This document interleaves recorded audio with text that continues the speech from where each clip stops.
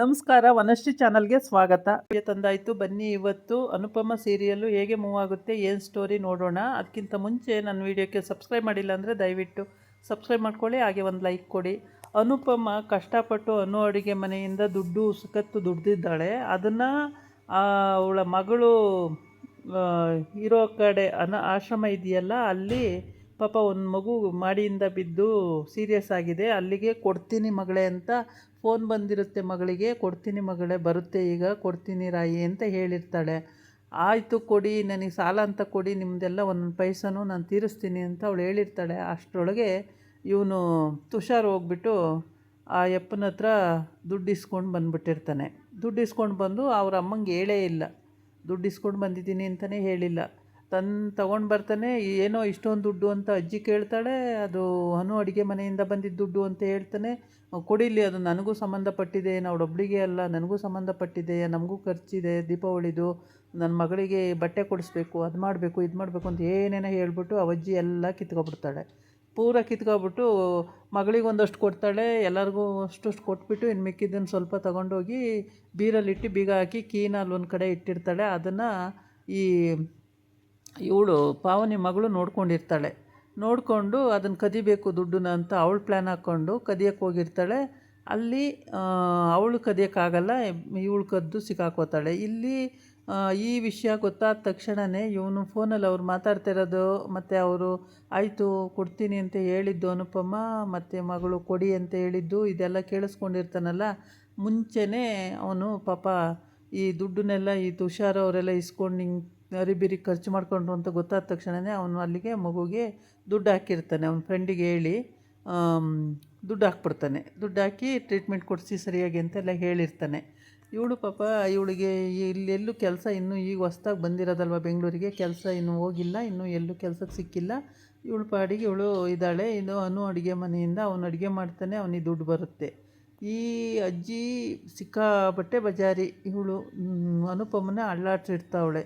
ನನಗೆ ಅನುಪಮನ ದುಡ್ಡಾದ್ರೇನು ಅದೊಂದು ಮನೆ ದುಡ್ಡೇನೆ, ನನಗೇ ಬರಬೇಕು ಆ ದುಡ್ಡು ಅಂತೇಳಿ ಏನು ದೊಡ್ಡದಾಗಿ ಕೂಗಾಟ ಕಿರ್ಚಾಟ ಮಾಡ್ತಾಳೆ. ಅನುಪಮ ದುಡ್ಡು ತಂದು ಕೊಡ್ತಾರೆ, ಈಗ ಅಣ್ಣ ದುಡ್ಡು ತಂದು ಕೊಡ್ತಾರೆ ಅಂತ ಕಾಯ್ತಲೇ ಇದ್ದಾಳೆ. ಕೊಡ್ತೀನಿ ಇವಾಗ ರಾಯಿ, ತಂದು ಕೊಡ್ತಾರೆ ಅಂತ. ಆದರೆ ಬರಲೇ ಇಲ್ಲ. ಆಮೇಲೆ ಹೆಂಗಾದರೂ ಆಗಲಿ ಅಂತ ಹೇಳ್ಬಿಟ್ಟು ಅನುಪಮ ಬಾ ಪೂಜೆ ಮಾಡು, ಆಮೇಲೆ ಹಂಗೆ ಮಾಡಿದ್ರು ಹಿಂಗೆ ಮಾಡಿದ್ರು ಅನ್ಬೇಡ, ಪೂಜೆ ಮಾಡು ಬಾ ಅಂತೇಳಿ ಲಲಿತಾ ಕರೀತಾಳೆ. ಅನುಪಮ ಇಲ್ಲ ತಾಳಿ, ಒಂದು ನಿಮಿಷ ಅವ್ರು ಬರ್ತಾರೆ, ಬರೋವರೆಗೂ ಕಾಯ್ತಾ ಇರ್ತೀನಿ ಅಂತ. ಅವ್ರು ಬರೋದು ಎಷ್ಟೊತ್ತಿಗೋ ಏನೋ, ಬಾ ನೀನು ಪೂಜೆ ಮಾಡು ಅಂತ ಕರೀತಾಳೆ. ಆವಾಗ ಅನುಪಮ ಹೋಗಿ ವಿಧಿ ಇಲ್ದಲೆ ಪೂಜೆ ಮಾಡೋಕ್ಕೆ ಹೋಗ್ತಾಳೆ. ಪೂಜೆ ಮಾಡಿ ಅಲ್ಲಿಂದ ಬಂದು ಇನ್ನೂ ಬರಲಿವಲ್ಲ ಅಂತ ದಾರಿನೇ ನೋಡ್ತಿರ್ತಾಳೆ, ಇನ್ನೂ ಬರೋದೇ ಇಲ್ಲ. ಆಮೇಲೆ ಸರಿ ಹೆಂಗಾದ್ರೂ ಆಗಲಿ ಅಂತ ಹೇಳ್ಬಿಟ್ಟು ಒಂದು ಫೋನ್ ಮಾಡೋಣ ಅಂತ ಫೋನ್ ಮಾಡ್ತಾಳೆ. ಫೋನ್ ಮಾಡಿದಾಗ ತುಷಾರ್ ಜೊತೆ ಕೊಟ್ಟು ಕಳಿಸಿದ್ದೀನಿ, ಬಂದಿದ್ದೆ ಕೊಡೋಕ್ಕೆ ಅಂತ, ತುಷಾರ್ ಇಸ್ಕೊಂಡ ಅಂತ ಹೇಳ್ಬಿಡ್ತಾನೆ. ಹೌದಾ ತುಷಾರನ ಇಸ್ಕಣ್ಣ ಅಂತ ಹೇಳಿ ಫೋನ್ ಇಟ್ಬಿಟ್ಟು, ತುಷಾರ್ ಫೋನ್ ದುಡ್ಡು ಇಸ್ಕೊಂಡು ಏನೋ ಮಾಡಿದೆ ಅಂತ ಕೇಳ್ತಾಳೆ. ಅಜ್ಜಿ ಇಸ್ಕೊಂಡ್ರು, ನಾನು ಇಸ್ಕೊಂಡೆ, ನನಗೇನು ಸ್ವತಂತ್ರ ಇಲ್ವಾ, ನನ್ನ ಮಗಳಿಗೆ ಅದು ಕೊಡಿಸ್ಬೇಕಿದ್ದನುಗೆ ಏನೂ ಕೊಡಿಸಿಲ್ಲ, ಅದಕ್ಕೆ ನಾನು ಇಸ್ಕೊಂಡೆ ಅಂತ ಹೇಳ್ಬಿಡ್ತಾಳೆ. ಹೇಳಿದ ತಕ್ಷಣ ಇವಳಿಗೆ ಸಿಟ್ಟು ಬಂದುಬಿಡುತ್ತೆ. ಅದು ರಾಯಿ ಅಲ್ಲಿ ಆಶ್ರಮ ಮಗು ಒಂದು ಬಿದ್ದಿದೆ, ಅದಕ್ಕೆ ದುಡ್ಡು ಕಳಿಸ್ಬೇಕು, ನೀವು ನೋಡಿದ್ರೆ ಎಲ್ಲ ಇಸ್ಕೊಂಡಿದ್ದೀರಲ್ಲ ಅತ್ತೆ, ನಿಮಗೇನು ಗೊತ್ತಾಗಲ್ವಾ ಅಂತ ಕೇಳ್ತಾಳೆ. ಏನು ಗೊತ್ತಾಗಬೇಕು, ನಾನು ಈ ಮನೇಲೇ ಇರೋದು, ಎಲ್ಲರಿಗೂ ಸಂಬಂಧಪಟ್ಟಿದ್ದ ದುಡ್ಡೇನೆ, ನನ್ನ ಇಸ್ಕೊಬೇಡ ಅನ್ನೋಕ್ಕೆ ನೀನು ಯಾರು, ಹಂಗೆ ಹಿಂಗೆ ಅಂತೆಲ್ಲ ಜಗಳಕ್ಕೆ ಬಿದ್ದುಬಿಡ್ತಾಳೆ. ಜಗಳಕ್ಕೆ ಬಿದ್ದಾಗ ಅವಳಿಗೆ ಬೇಜಾರಾಗೋಗುತ್ತೆ. ಬೇಜಾರಾಗಿ ಈ ಕಡೆ ರಾಯಿ ಏನು ಮಾಡ್ತಾಳೆ, ಅವಳು ಪಾವನಿ ಮಗಳು ಕದಿಯೋಕ್ಕೆ ಹೋದಾಗ ಕೀ ತೊಗೊಂಡು ಲಾಕರ್ ಓಪನ್ ಮಾಡಿರ್ತಾಳೆ. ಅಷ್ಟೊತ್ತಿಗೆ ರಾಯಿ ಬರೋದು ನೋಡಿಬಿಟ್ಟು ಅವಳು ಅಲ್ಲೇ ದುಡ್ಡು ಬಿಟ್ಬಿಟ್ಟು ಮರೆಗೆ ಬಂದು ನಿಂತ್ಕೋತಾಳೆ. ಮರೆಗೆ ಬಂದು ನಿಂತ್ಕೊಂಡು ರಾಯಿ ಅದನ್ನು ನೋಡಿಬಿಟ್ಟು ದುಡ್ಡು ಇಲ್ಲೇ ಇದೆ, ಹೆಂಗಾದರೂ ಆಗಲಿ ತೊಗೊಂಡ್ಬಿಟ್ಟು ಮಕ್ಳಿಗೆ ಕಳ್ಸೋಣ ಅಂತೇಳ್ಬಿಟ್ಟು ಅವಳು ತೊಗೊಳಕ್ಕೆ ಹೋಗಿ ತೊಗೊಳ್ತಾಳೆ. ತೊಗೊಂಡು ಬ್ಯಾಗಿಗೆ ಹಾಕ್ಕೊತಾಳೆ. ಅದನ್ನೆಲ್ಲ ಇವಳು ವೀಡಿಯೋ ಮಾಡ್ಕೊಬಿಡ್ತಾಳೆ. ವೀಡಿಯೋ ಮಾಡಿಕೊಂಡು ಆಚೆ ಹೋಗ್ತಾಳೆ. ಇವಳು ಫೋನ್ ಮಾಡ್ತಿರ್ತಾಳೆ, ಇನ್ನೂ ಬರಲಿಲ್ಲಲ್ಲ ಅಣ್ಣ, ಎಷ್ಟೊತ್ತಿಗೆ ಬರ್ತೀರಾ, ಅರ್ಜೆಂಟ್ ಇತ್ತು ಅಂತೇಳಿ. ಇಲ್ಲಮ್ಮ ಕೊಟ್ಟು ಬಂದೆ, ನಾನು ಆವಾಗಲೇ ಬಂದಿದ್ದೆ, ಕೊಟ್ಟು ಬಂದೆ ಮಗನ ಹತ್ರ ಅಂತ ಹೇಳ್ತಾರೆ. ಮಗನ ಹತ್ರ ಕೊಟ್ಟು ಹೋದ್ರ ಅಂತ ಅವಳು ಶಾಕ್ ಆಗೋಯ್ತಾಳೆ. ಕಷ್ಟಪಟ್ಟು ದುಡ್ಡು ಕೈ ಸೇರಲ್ವಲ್ಲ ಅಂತ ಹೇಳ್ಬಿಟ್ಟು. ಆಮೇಲೆ ತುಷಾರ್ ಹಿಂಗೆ ಇಸ್ಕೊಂಡೇನೋ ಅಂತ, ಇಸ್ಕೊಂಡೆ, ಹಿಂಗೆ ಅಜ್ಜಿ ಇಸ್ಕೊಂಡ್ರು, ಹಿಂಗೆಲ್ಲ ಆಯಿತು, ಹೇಳಿದ್ದಾಗೋಯ್ತೆ.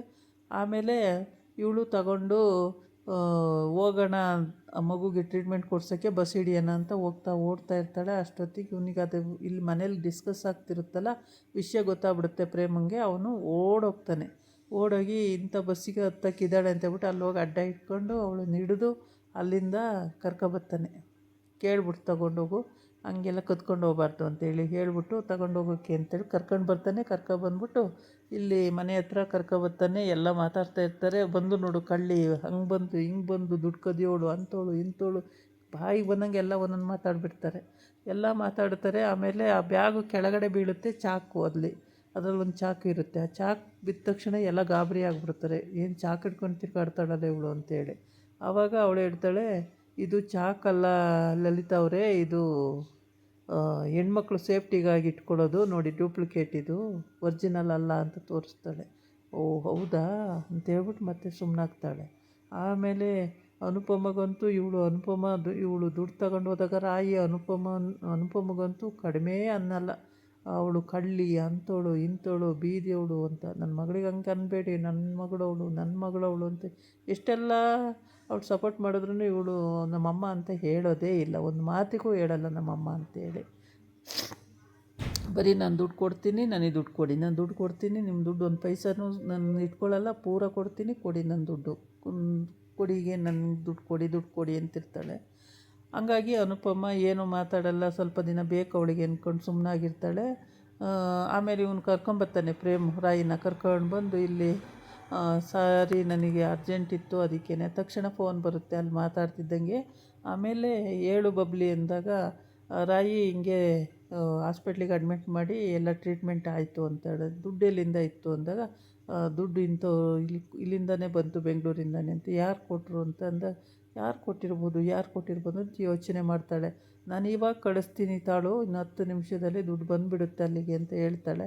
ಆದರೆ ದುಡ್ಡು ಬರುತ್ತೆ ಅಂದಾಗ ದುಡ್ಡು ಎಲ್ಲಿಂದ ಬರುತ್ತೆ ಅಂತ ಹೇಳ್ಬಿಟ್ಟು ಅಲ್ಲಿ ಇದು ಮಾಡ್ತಿರ್ತಾಳೆ. ಅಷ್ಟೊತ್ತಿಗೆ ಅವಳು ಎಲ್ಲರ ಮುಖನೂ ನೋಡ್ತಾಳೆ, ಯಾರು ಕಳಿಸಿರ್ಬೋದು ಅಂತ. ಇಲ್ಲಿ ಯಾರು ಕಳಿಸೋ ಅಂಥ ಮುಖಗಳಿಲ್ಲ ಅಂತೇಳ್ಬಿಟ್ಟು ಕೊನೆಗೆ ಪ್ರೇಮ ಏನಾರು ಕಳಿಸಿದಾನ ಅಂತ ಅವನ ಮುಖ ನೋಡ್ತಾಳೆ. ಪ್ರೇಮ ಹ್ಞೂ ಅಂತಾನೆ ಕತ್ತು.